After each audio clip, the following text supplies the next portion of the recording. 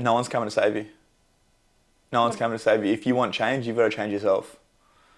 So the biggest lesson I learned was that I put myself in that position. The only person that can get me out of this shit is me. At the end of the day, and that goes for everything, right? Ownership. Yeah, so if you're in a shitty situation in your life, sure, you can't control the circumstances, but you have full control of the choices and decisions you make and the actions you take. And the realization that I had was that every single thing that I'd done up until this point in time had put me in jail. And continued to put me in jail. I mean, I was a slow learner. I went to jail 6 times. Are we doing this thing? Yeah. Are we talking? This is my show now. This is your show? What do you mean this is your show? Tell me. Well, this is my show. Oh, okay. So you've taken over. We're not actually just doing an episode together. It's now your show. It's now my show for today. Right. Sounds about right. The Laken Show. Welcome to the Laken Show, guys. Welcome to the Laken Show, guys. Anyone that knows Laken will know this is the truth. You're not wrong. Like I was going to say something smartass and then I was like, No, you got nothing. I got nothing. It is my show. But also at the same time, you're louder, so it's kind of your show too. Cool. Well, maybe I'll just do the intro then. I feel like you do the intro. Yeah, all right, guys. Welcome to another episode of the INTOCHANGE Podcast, and thank you for joining me and the lovely Laken, who is my beautiful partner. Today, we thought it'd be a bit fun to do a little bit of a get to know your host, because I've got 90-something episodes out now, and I think the last time I actually spoke about my story a little bit was probably the first episode. So it's gone back a while, and things have definitely progressed since then. So I thought it'd be cool to jump on here, have a yarn, and obviously, Laken just likes to talk shit, so let's be fair. This is really just about her being able to voice her opinion in another platform, but also it's about being able to share with you guys a bit of my story, and also hopefully give you guys some stuff. I mean, he also has no idea what we're going to talk about. Yeah, that's the fun part, right? This is like spilling the tea on Mr. Ben Lowe. Yeah, right. So I have no idea about the questions. There is nothing that's pre-planned here. That makes it twice as fun. So at this point in time, I'm completely at her mercy, which feels good. I was going to say it feels pretty normal.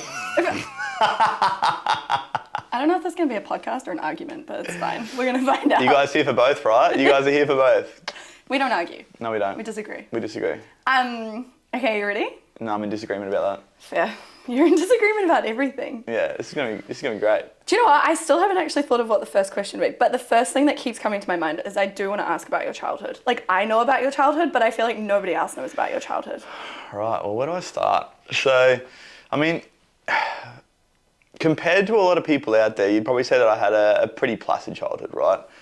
Pretty normal childhood. But the thing that I've now come to realise with, I guess, all the work that I've done on myself and all the work that I've done with my clients is that every single one of us has trauma, right? Every single one. We're all fucked up. We're all fucked up. Yeah. Unless you're born in a test tube at the age of 25, you've got fucking trauma, right? There's something there, there's an attachment wound, there's something that's come up for me. And so for me growing up, my mum was a teacher, my dad was a businessman. And I think that's probably where I got my work ethic was from him, seeing him, working really big days. He'd be gone at 5, 6 o'clock in the morning. We probably wouldn't see him before we went to school. And he wouldn't get back until probably, 6 o'clock most nights. And he'd spend the time in the afternoon in front of the TV just winding down. So to put it down to, I guess, what I took from that now, understanding what I know, is that he wasn't really present. Even though he was there, he wasn't present with us and wasn't giving us what we needed as kids, me and my sister. And mum was a school teacher. Well, for anyone else that has a teacher out there as a mum, I don't know if you had the same experience, but it was almost like we were her students, right? There was no separation between like work and home. And so it was always that we had to live up to these crazy, not expectations, but I think there was another big part of it that sort of comes into this was the fact that like my cousins were all doctors and dentists and all that sort of stuff. They're all quite successful lawyers and accountants. So you came from a high achieving background. That side of my family, my mum's side of the family was very high achieving, and like I went to good schools. I got asked to leave most of the private schools I went to because I just wasn't toeing the line. I wasn't amazing at sport. I wasn't great academically, and I mean you could probably say that I had ADHD. I was never diagnosed, but thinking about the way that I carried on in school, I was very, very highly energetic. And usually that meant that I was playing up a lot in class and that sort of stuff. So, I mean, if I think back to childhood, highly I was in energetic trouble. or just wanted attention because you weren't getting it at home? That's it, but also highly energetic, right? Yeah. So that's exactly, like, if we look at it for what it is now, I wasn't getting my needs met elsewhere, so I was trying to get my needs met while I was at school through other methods, right? Because as a child, we have this, like, either comply or defy. sort of tactic that we go through, right? It's like comply to get attention. If I do the right thing, I'll get my needs met. Or the complete polar opposite of that, which was me, which is defy. And I was a defiant little cunt. So, still to this day. Still to this day, right? Yeah. We have these conversations all the time. I'm like, what's the difference between your childhood right now and your adulthood?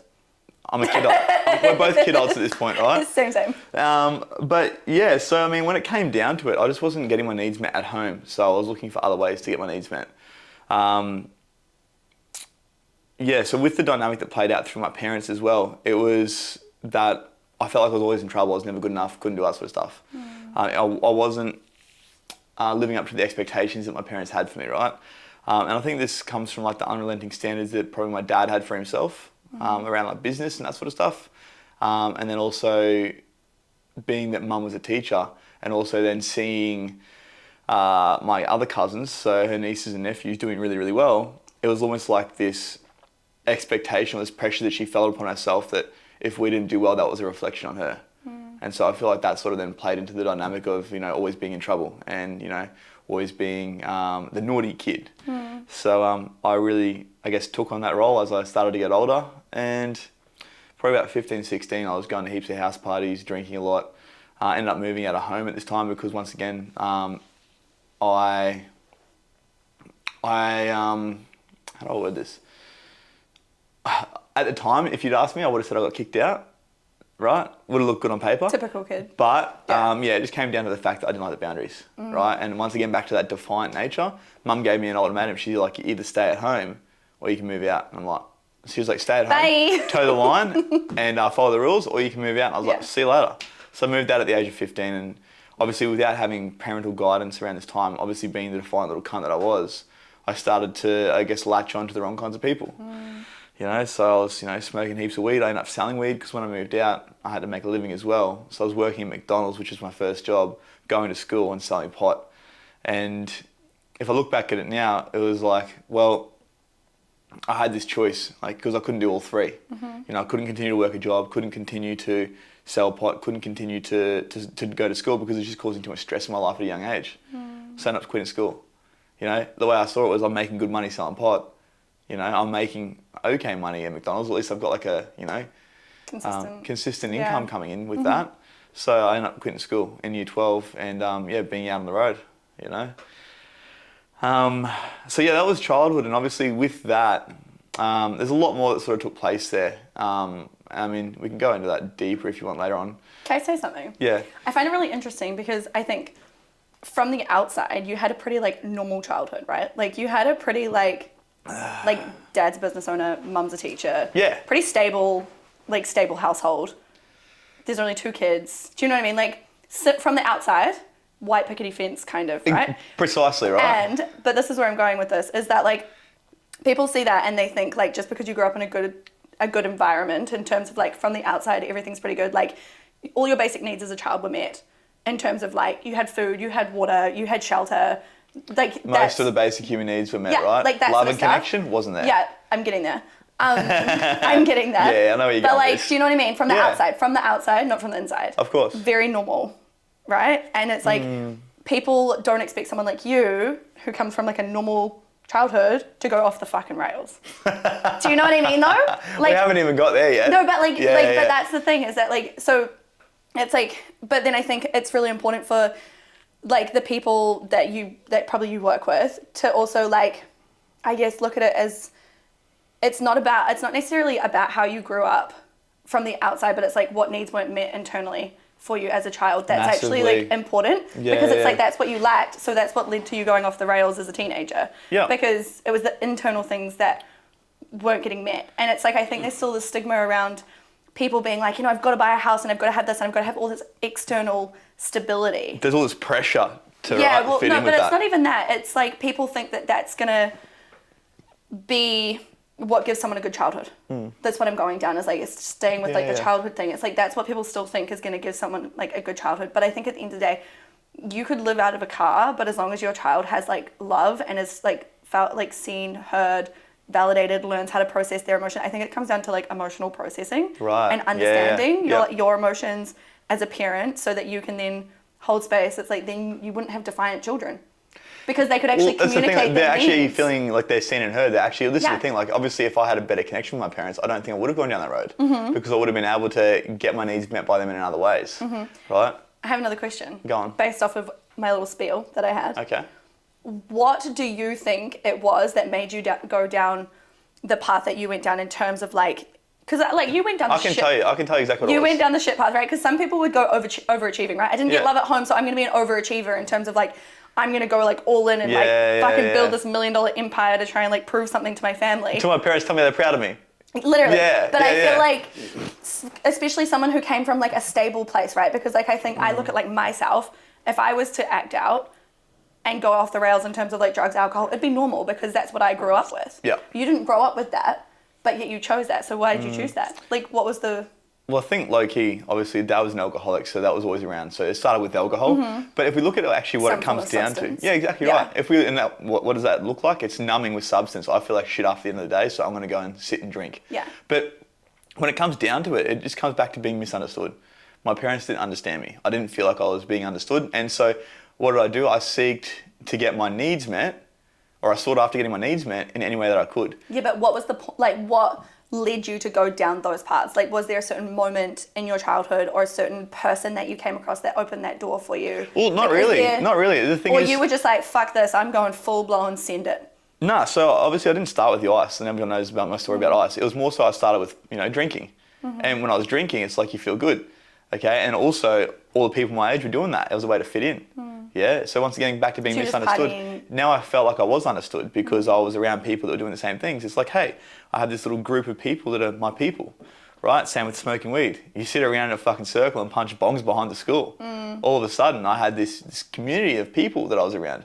But not only that, because there was never my need for significance being met as a child, when I started selling drugs, I felt significant. I felt this power because people needed me, right? When I had the drugs, I had the power. So that's what it come back to. It's actually the fact of, well, these things worked for a period of time to help me to meet my needs. Same with the ice, right?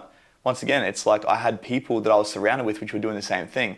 Anyone that has drugs and takes drugs will fit in with people that take drugs, right? There's obviously different tiers to it. But how did you get into that? Like, what was the entry point for you? Working at McDonald's. One of the boys rolled a joint. Okay, gotcha. And yeah, so that was the starting point. That was the entry point. Yeah, but I think that everyone's sort of curious at that sort of age. Like, they've heard about drugs, they like, don't do this, don't do that. And the defiant little fucker inside of me was like, don't do that. How old were you? Great, I want to do that. I was 15.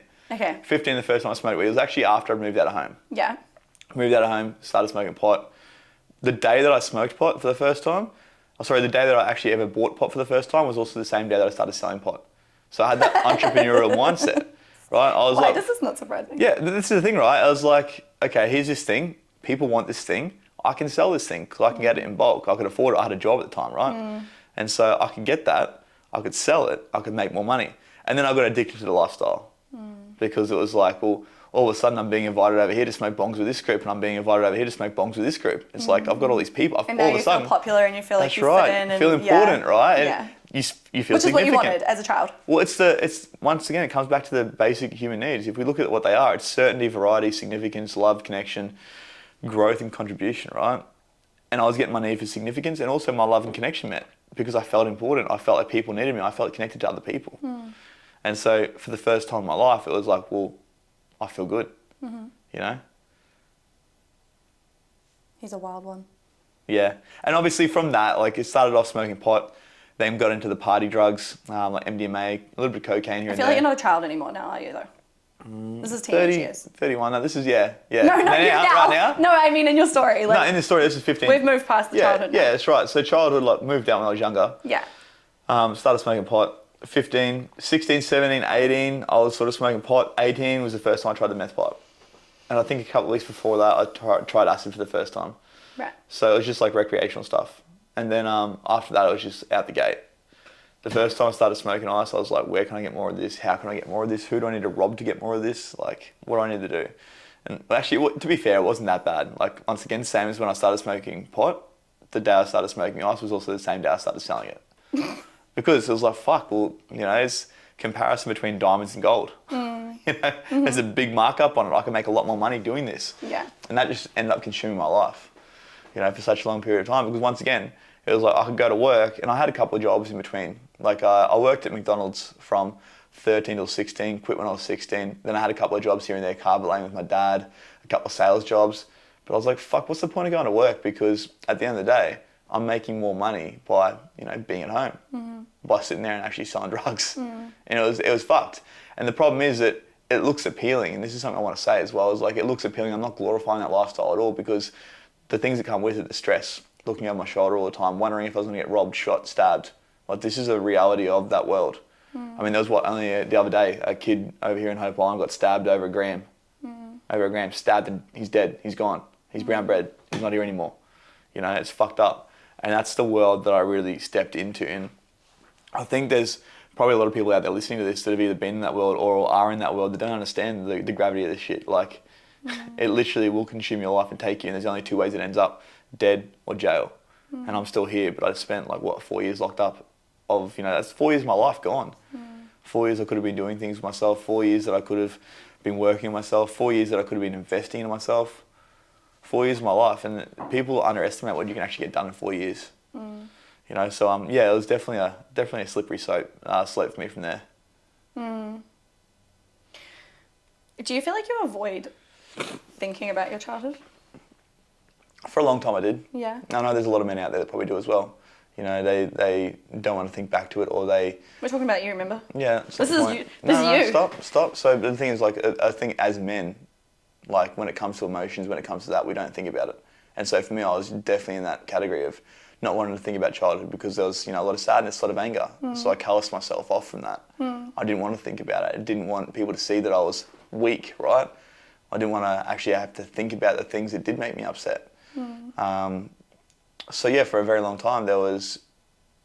The thing is, I don't think I didn't think about my childhood. I think it was more so the fact of I came up with my own narrative for what took place during childhood. I saw it the way that I wanted to see it, so I could make myself out to be a victim, so I didn't feel so bad about the shit that I was doing. Yeah, fair. Got stuck in that cycle of, it's everyone else's fault. If my parents didn't do this, I wouldn't be where I am today. If this hadn't happened, if I didn't get robbed, then I wouldn't have done that. If, that person hadn't have done this to me, I wouldn't have done that. If my girlfriend didn't cheat on me, I wouldn't be cheating on my girlfriend now. I blamed everyone else. I got stuck in that cycle of that victim mentality. And I think that, once again, back to childhood, that probably comes from childhood, seeing my mum being very much stuck in that cycle of it being everyone else's fault, right? Not taking accountability. And being that dad wasn't around much, obviously that was my role model for how to behave. How old were you when you first went to prison? 21, I think. How old were you when you last went to prison? 26. And what was your... No. 19 and 26, yeah. And what was your biggest lesson from prison? No one's coming to save you. No one's coming to save you. If you want change, you've got to change yourself. So the biggest lesson I learned was that I put myself in that position. The only person that can get me out of this shit is me. At the end of the day, and that goes for everything, right? Ownership. Yeah, so if you're in a shitty situation in your life, sure, you can't control the circumstances, but you have full control of the choices and decisions you make and the actions you take. And the realization that I had was that every single thing that I'd done up until this point in time had put me in jail. And continued to put me in jail. I mean, I was a slow learner. I went to jail 6 times. 6 times it took me to learn my lesson.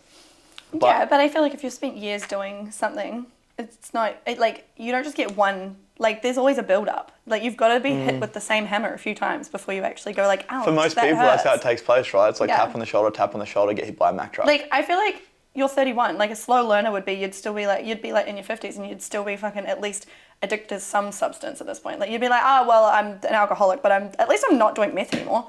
You know what I mean? I feel like, are you really a slow learner? I feel like maybe give yourself some more credit. Yeah, I'm addicted to health now. At least I'm not smoking meth anymore. anymore. You've swapped your addictions, but This is the thing, right? It's actually how it generally takes place, is swapping one thing out for another. Yeah. Because you can never really replace that once you have that addictive personality, I don't believe. But at the end of the day, so the biggest thing I learned was ownership. If I wanted to get myself out of this, I had to fucking do the work. It had to come down to me. That's quite interesting, because I feel like that ownership and victim mentality, they cancel each other out. Yeah, they do. But you can quite heavily... Well, put it this way, right? In jail, you're surrounded by people who are stuck in that victim mindset. Fuck the police, fuck that bitch, fuck that bloke. If he hadn't have robbed me, I wouldn't be here. The only reason I got caught was because of this. The only reason I'm in jail is because this cunt told on me, right? It's victim mentality. Rather than actually going, hang on a second. That's right, no ownership. Well, rather than going, I was surrounded by that. And I think that it came down to the fact that I was listening to the same fucking people coming in telling the same fucking stories, and I'm like, mate, at the end of the day, when you get straight and you actually hear what's being said, it's like, these people have all put themselves here. Nothing to do with the police, nothing to do with their family, nothing to do with their girlfriend, their ex, their fucking whoever it might have been. It was all them. And that's when it was like, boom, dropped on my chest. Like just like an anvil got dropped on me. It was like, I can't blame anyone else for the fact of me being in jail or where I'm at or what's happened in my life apart from me. Sure, there's circumstances that were out of my control. You know, this might have happened, that might have happened, but I probably put myself in a situation to have those circumstances play out. You know, my parents, you know, splitting up. Obviously, I can't control that circumstance, but I can completely control my actions thereon forward. And how you feel about it or how you think about it. How you take it on and what you actually attach, what meaning you attach to the experience. And so for me, the last time I went to jail, it was when I really decided I was going to make a change, you know? And I was like, well, fuck, what do I have? I have nothing. I've got no qualifications. I worked at McDonald's. That was the last job I had. What I'm going to do. And to be fair... We talked about this this morning, eh? Yeah. What's your favourite job? I've only had one. Yeah, I've only had one. That's right. But at the end of the day, like, I'm not even going to sit here and talk shit about it. I got out of jail and I went straight back to selling drugs. I went straight back to smoking ice. And it wasn't until I found out my son, or my ex-partner, a couple of exes ago, my kid's mum, let's say, my kid's mum was pregnant, that I was like, well, fuck, I don't want to bring a kid into this world, that we live in with all this shit going on. And one day I just made the decision. I was like, I'm going to stop, right? I'm going to be really vulnerable here. I actually left Will's mum for another woman because I just could not pull myself away from that situation, right? I didn't have the strength or the courage to do that, and I'll take full ownership of that, right? Yeah, to give yourself a reason to leave. That's right. I couldn't just do it because I didn't have the courage within me to be alone. I know that there's a lot of men that struggle out there with this as well, and this is why they turn to drugs, alcohol, womanising, gambling, whatever it might be, but it's something to distract themselves or to take away from them having to sit with themselves. And that was what it was for me. I couldn't leave because it was like if I left, then I had to sit with the shit. I had to sit with myself. And so I got into another relationship. Pretty much, like, literally, I left Kristen, Will's mum, for another woman, and I wasn't in my son's life for the first 6 months of his life. You know, it was a really really turbulent time because I didn't know who I was. And it wasn't until I decided, you know, well, fuck, once again, there's a chance for me to take ownership here. I can either be one of those fathers that isn't present completely, or I can fucking try and heal this relationship and actually show up as a man and do what I'm meant to do as a man, right? Because, yeah, fucking oath, it was a shit situation. I can't control or change what I've done, but I can control what happens from here on out. So now I try and show up as the best father I can. And a big part of that was, you know, getting off the drugs, not drinking and partying every weekend. One thing even you and I have spoken about is I'm very intentional about women that I introduce my son to. Like my ex-partner, she didn't meet my son for like a year, for 12 months, you know, of us seeing each other. You know, even like when we started seeing each other, that was something we spoke about. You know, it just happened that you were working at the gym where I was bringing my son, so you'd already met him, so it sort of just like worked out. It's fine, he loves me. Exactly right. But that was the thing, like I wanted to set a standard, and I wanted to keep to that standard because he deserves that. So, yeah. It was a long tangent from jail, but we learnt a lot. Yeah, that was the story of getting out of jail. Okay. Which was the last time, which was you were 26. Yeah, so the last time, 26, started as a PT. Still stuck in the lifestyle though. Like, oh man, I remember sitting there doing my PT course, smoking meth to get through my PT course because I had 2 weeks to hand this assignment in. Like, it was fucking tragic. I am learning things here, people. I am learning things. It was tragic, you know? But then, yeah, obviously, I found out that William was going to be born, and I was like, enough's enough. And the things that really helped me to change that, I guess, to get away from that was, well, first of all, removing myself from the environment. With a lot of the men that I work with, this is a big part of it, is actually stopping surrounding themselves, or not surrounding themselves with the people that have been. Because, you know, if you want a different outcome, you got to do something different. If you keep surrounding yourself with the same people, which become the triggers, you know, it's like, hey, fucking John called me, he's got a bag, let's go. And every Friday night I've been going out doing the same thing. I've got to stop hanging out with John because that's a trigger. Bye, John.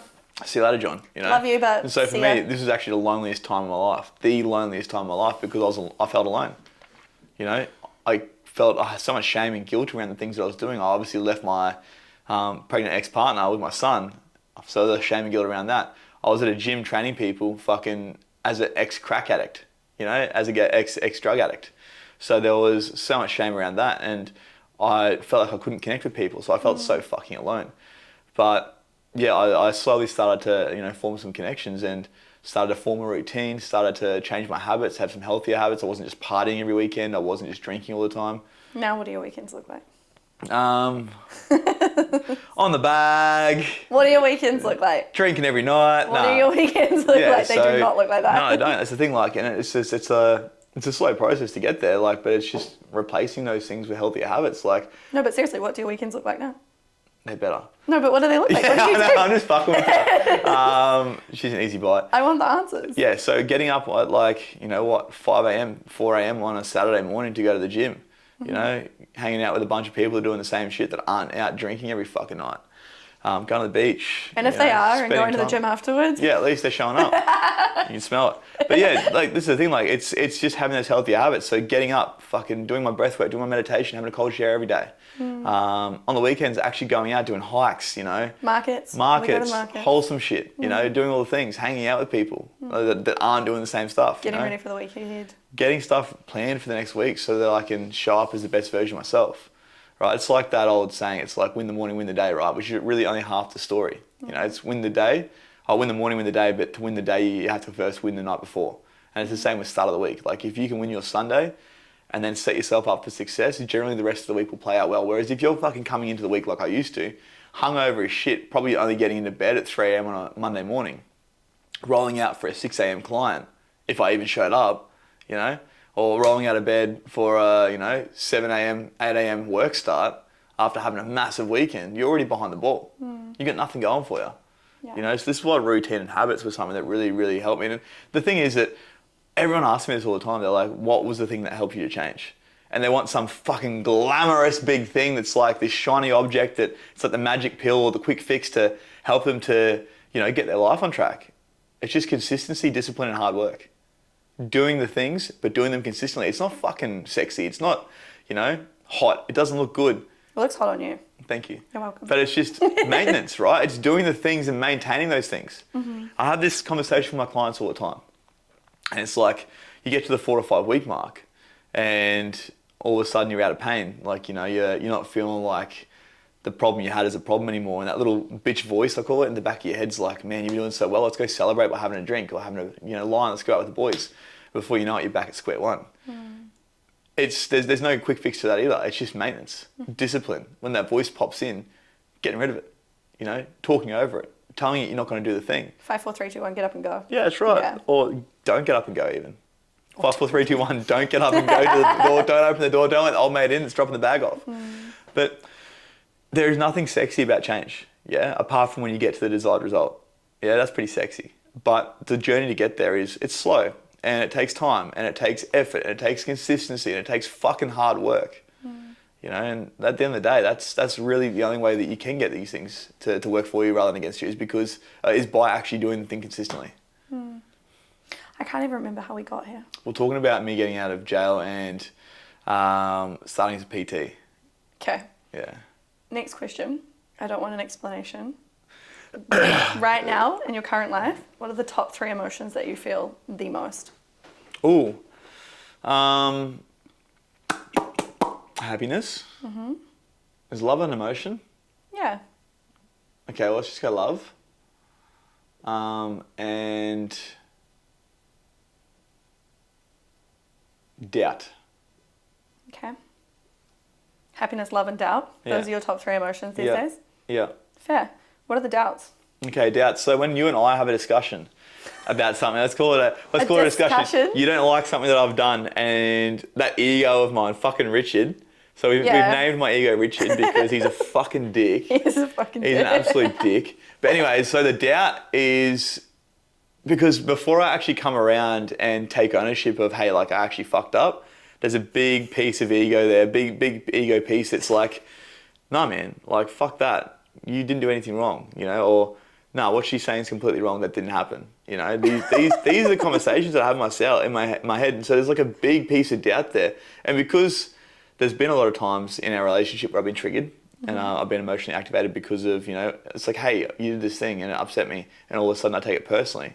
It's like, it's a bit of doubt that comes up for me. It's like, not around our relationship, but around myself. Like, almost, how do I explain it? Maybe doubt's not the right word. Confusion? Yes, it's like doubt and confusion can go together. Yeah, same. They're kind of similar, yeah. But yeah, it's like doubt around self, really. Because after being alone for so long, there was nothing there to trigger me. So I thought I'd done all the work. And, it's one of those typical things where it's like, fuck yeah, you're doing really well. Things are going really well. You worked on yourself. All the things are working out in your favour.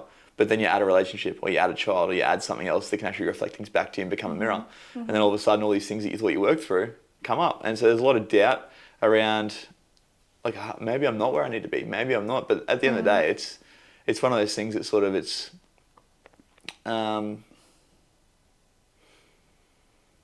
one of those things that it comes up and it's gone, the doubt side of things, because once I actually fucking drop the ego and realize that, hey, once Richard leaves the room, I was actually being a dick there.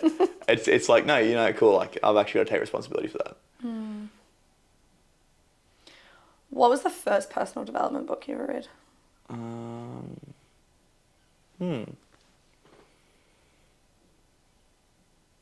First personal development book I ever read. I don't know if you'd really call it a personal development book, but there's a book called Why We Sleep by Matthew Walker. I mean, you could kind of call I guess it's a long, yeah. Yeah, working on sleep and circadian rhythm and shit, and that really changed the way that I viewed the world and the way that I showed up. It was like my sleep then became so fucking important to me. And you know what I'm like with that. It's like, I've got to be in bed at this time. I want to wake up at this time. With his nasal strip on. Yeah. And if my nose is blocked, I've got to use nasal spray because I don't want to be mouth breathing. Yeah, it's wild. Anyways, but that completely changed the way. He has to go to bed. It's the getting to bed. You literally stress yourself out trying to get to bed on time. Yeah, 100%. It literally, I think it gets to about 5 p.m. And you start checking the time. I watch you do this. It's hilarious. You start checking the time and I can see in your eyes, your brain starts ticking over and you start trying to calculate how many hours you have and what you need to get done. What do I have left to get done? Before it gets to like 7:30 p.m. Like, it's hilarious. And like, he will literally be like, we'll be doing something and it'll be like, okay, 5:33. Okay, cool. We got plenty of time. Literally waiting to go to bed. Yeah. Like, I feel like you get more excited to go to bed than anything else. Literally, I do. It's great. It's waking up, because it's like you wake up for a new day and you feel fresh. It's fucking hilarious. Yeah. What was the first podcast that you ever listened to? First podcast I ever listened to? Probably Joe Rogan's podcast, to be fair. Fair? Yeah. It's a good podcast. It is a fucking great podcast. What's your favourite top 3 podcasts? Podcasters or podcasts? Andrew Huberman. The Huberman podcast is fucking great. Ed Milet, love Ed. I know that you love Ed as well. Ed all day, every day. Yeah. And Jay Shetty, top 3. Yeah, fair. Yeah, the On Purpose podcast, fucking amazing. He's good. Yeah, he's great. The way he talks, the way he interacts with his guests, the guests that he has are all fucking He's a beautiful human. Like, he almost makes me want to go be a monk for 3 years if I could come back like Jay Shetty. I'm reading his book at the moment, and it's like, I think I said this to you the other day. I'm like, okay, I want to be a monk now. Oh my God, he actually did. That was after you picked it up for the first time. It was like a fucking... You texted it to me. I was like 20 pages in. I'm like, I'm going to be a monk now. I really want to be a monk. I was like, oh God. Here comes the addictive personality. Top 3 books. Top 3 books I've ever read, or top 3 books? No, that you've read. As he looks at the books that he has on the shelf. Yeah. Have you even read all of these? No, fuck no. No chance. 7 Habits of Highly Effective People is great. Stephen R. Covey. I couldn't get past the 2nd chapter in that one. Oh, really? Yeah, I had to read it like twice. It's a big book. Yeah, it is a big book. I also listened to the audiobook. I'm actually really enjoying Jay Shetty's one at the moment. And then another little one, it's very, like, my favourite books. Wherever you go, there you are, talking about mindfulness. Oh, that was the last one you read, eh? Yeah, no, yeah, 1 or 2 books ago, yeah. One of the 7 that you've got on the go. Yeah, I'm just trying to think, because... Yeah, I think that would probably be the top 3. You did say The Way of the Superior Man? Audiobooks? Yeah, Way of the Superior Man is good, but it's not my top. Okay. Audiobooks, like, there's just one that stands out. Green Lights by Matthew McConaughey. I love that book. That guy's voice. I read it twice. No, fuck reading it. Listen to the audiobook. Really? Don't listen to her. That's fucking boring. You want to listen to his voice. It's soothing. Okay. I listen to it twice back to back. Some people can't listen to audiobooks like myself, and I like to read them. Some people are readers. Some people You're are missing out on listeners. Matthew McConaughey's voice. Fair, I do listen to, but I listen to motivational speeches most mornings. It's not the same. It's not the same when he narrates his life Look, story. I would actually marry him. Don't listen to her. Yeah, you got to listen to the audiobook. Don't We'll have to do read both. it at the same time. Yeah. Imagine that. It's like you're reading the book, but you've got him You're reading it in listening. your ear. Yeah, that would be amazing. great. It's also a good way to read twice the speed, they reckon. To actually read it and listen. I don't think I could. I'd be all over the place. Yeah, I'm still yet to try it, but so many people talk about it. Should we try it? Yeah, 100%. What's your favourite colour? Black. It's not a colour. Babe, it's not a colour. It's a lack thereof, actually. What is your favourite colour? Actual colour. Like a nice blue. Okay. All right, this is a good one. You're asking the colourblind fucking fella what his favourite colour is. True. I forget that because I feel like it doesn't really stand out that much that you're actually colourblind. Yeah, no. I can Like, you see. do good. Yeah. What is the worst piece of advice you've ever been given? Worst piece of advice I've ever been given. Plenty of those. What's the worst? What stands out the most?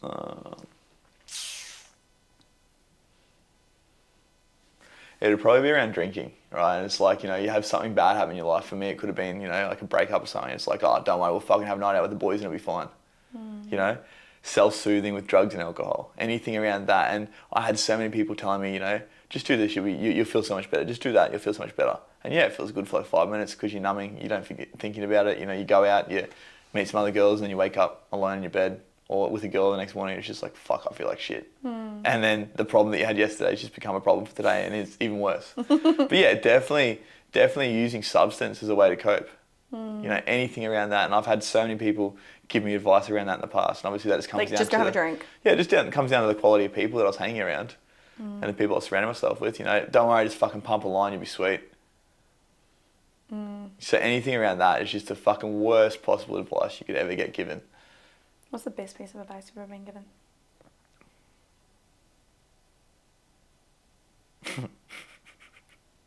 Slow down. I think a few people have said that to you. I think a few people have said that to me, yeah, 100%, because I'm a million miles an hour most of the time. Why is that the best piece of advice? Because it's the way that I've interacted in the world is obviously doing everything as quickly as I can. Means that I'm not yielding He's not joking either, by the way. that I'm not yielding the best results in any of those areas, So it's been really good to actually allow me, well, not only to do that, but also to slow down and sit with myself and spend more time within my own body and within my own head, which is a scary thing. It was a scary thing once upon a time, but now it's actually become such a beautiful thing that I love to do because it allows me to get really clear on who I am.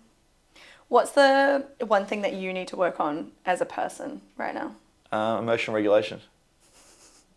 What does that look like? Being able to regulate emotions, yeah.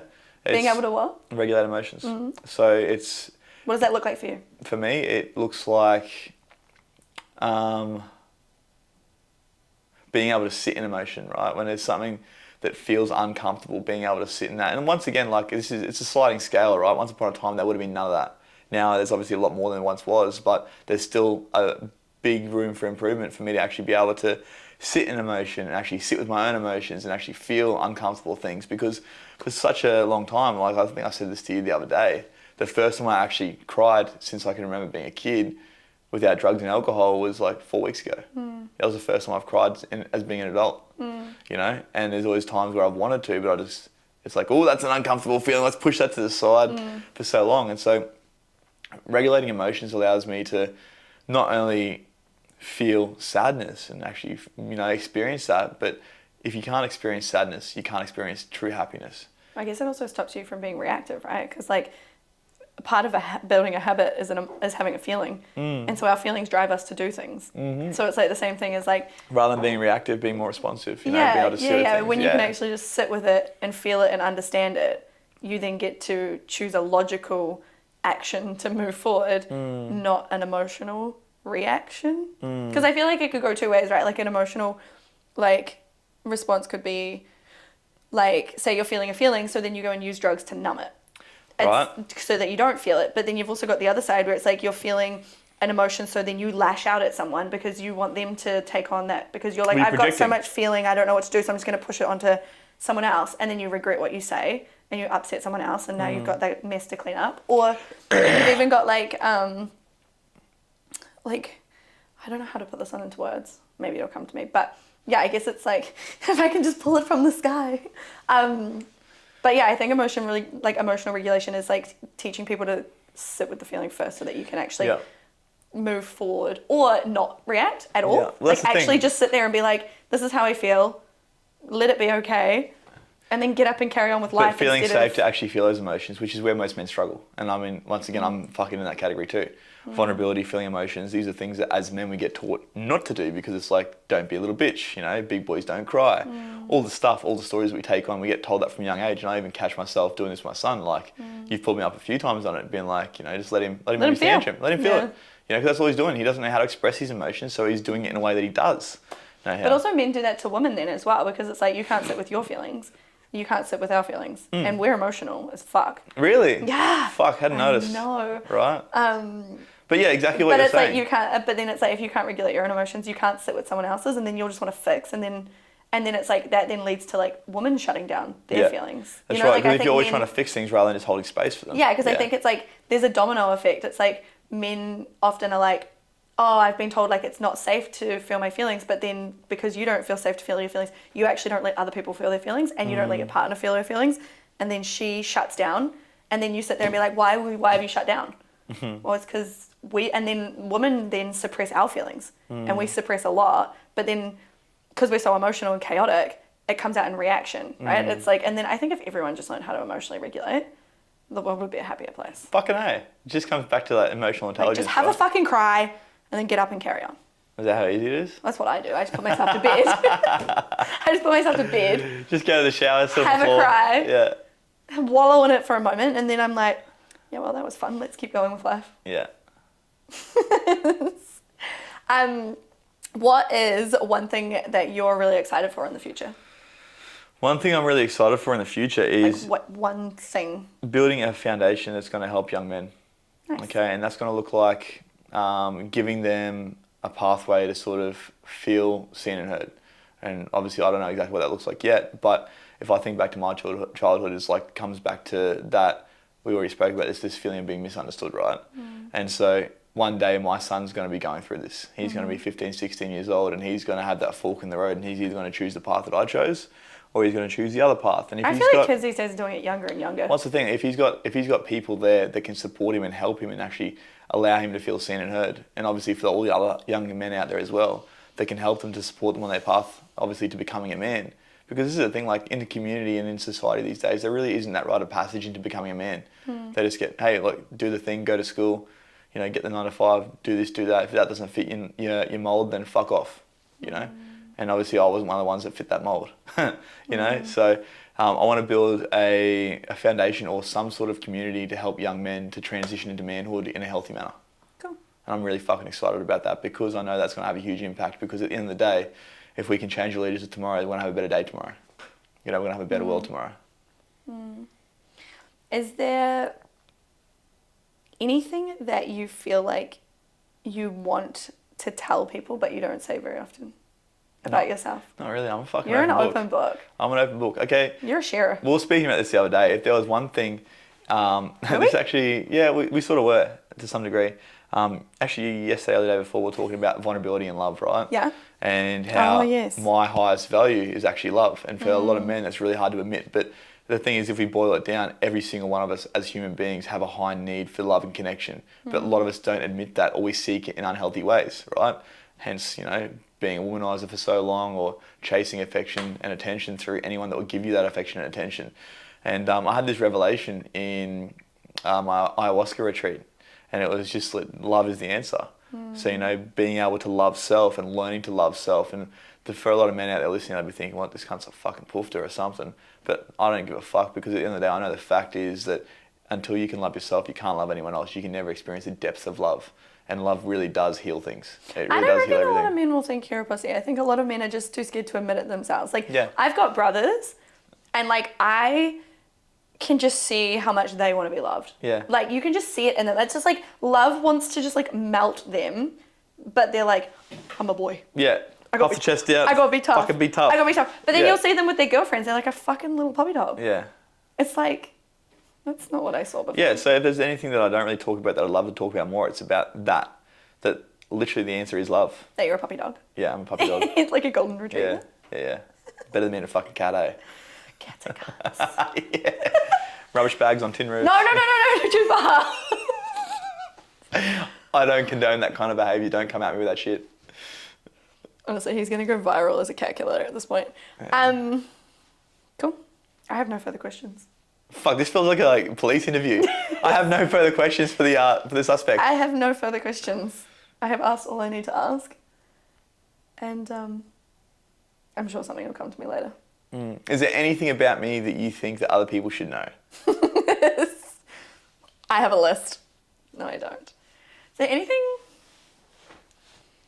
In what context? Give me some context. Because I can out you. That just fucking turned off. I can out you in so many areas. Can you? Yeah, but I just don't know where to start. Okay, go on then. Start wherever you want. No, I'm saying give me somewhere. Remember, I'm a responder. I need something to... In way of relationships. He's so soft. Like, gentle soft. Like loving, gentle soft. Like, very gentle human. But I feel like when you're with the boys, you're one of the boys. Yeah, but I think that if we come outside, back you're to just it... like loud and boisterous and obnoxious sometimes and just like, ah! And then like with me, you're like, hi, darling.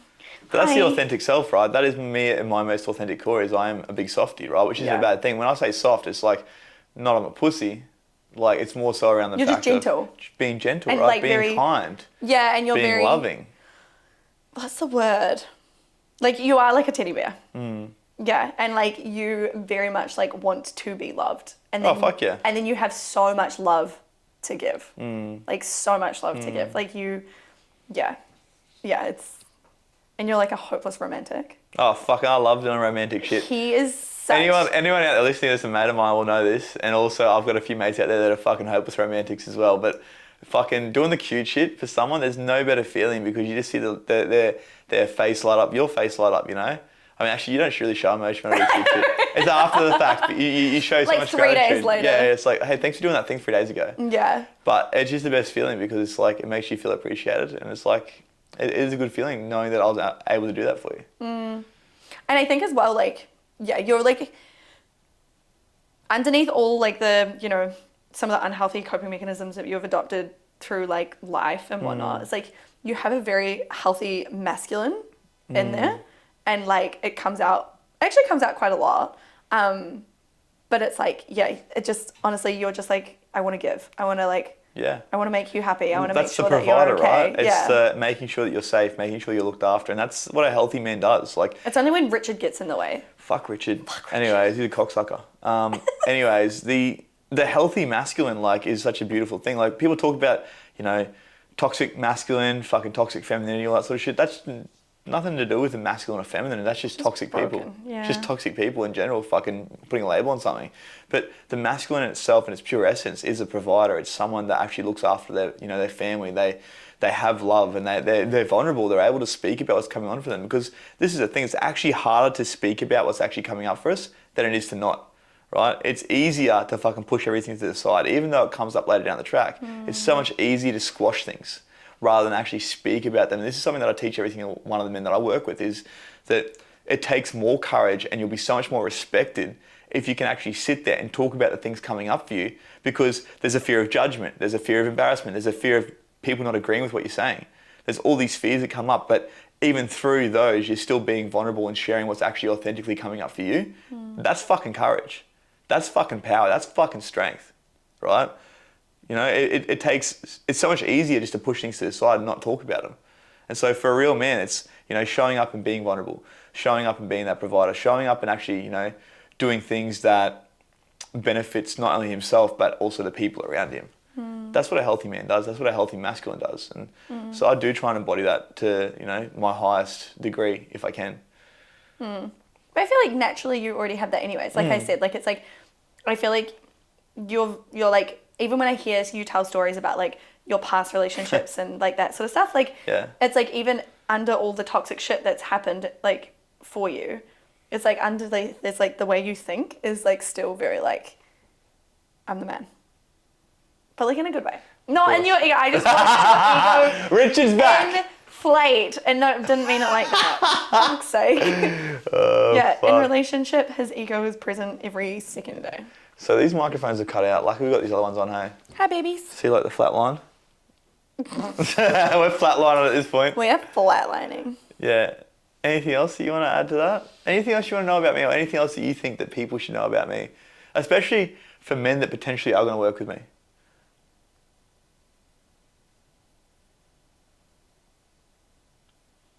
Or any other questions that you want to ask that will expose me?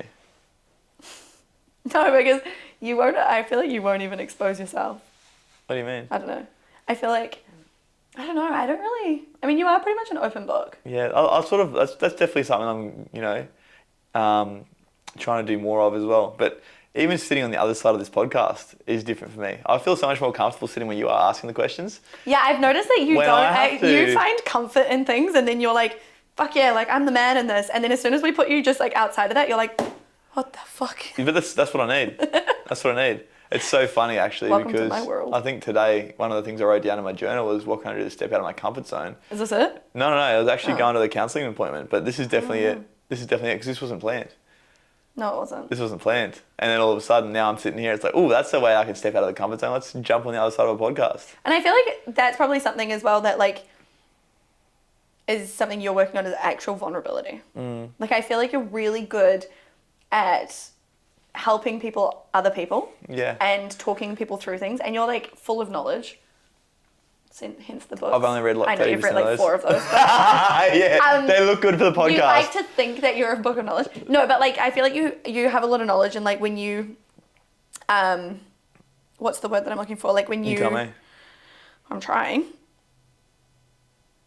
Oh, like when you're interested in something, like you like to like learn and you like to absorb, and you're quite like quite intellectual. Like you get quite into things, like in terms of like research and that sort of stuff, and like you get way too logical for my humanness. But I feel like vulnerability is something that you are learning yourself like massively, and how to like actually open up to people and actually talk about you, but not talk about you from I'm going to share a story to help educate you. It's actually like, who is Ben and how are you actually feeling?